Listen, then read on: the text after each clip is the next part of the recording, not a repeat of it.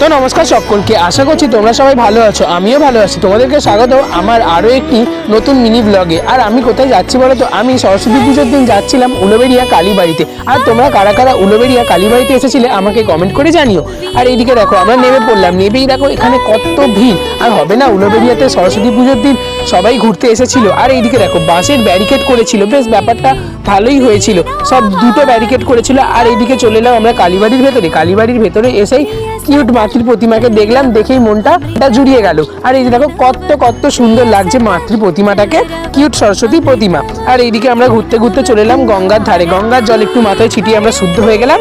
আর এইদিকে চলে এলাম, কারণ প্রচন্ড ভিড় থাকার কারণেই বক্সটা চালাইনি। আর এইদিকে আমরা চলে এলাম গঙ্গার কাছে লঞ্চ দেখতে, দেখো কত বড় লঞ্চ। আর এইদিকে আমরা চারপাশে ঘুরতে ঘুরতে চলে এলাম কালীবাড়ির ভিতরে। আর কালীবাড়ির ভিতরে এসে দেখলাম দর্শন করলাম কত সবাই মায়ের বিয়ে বাড়িতে চলে এসেছে। জয় কালী মা বলছি।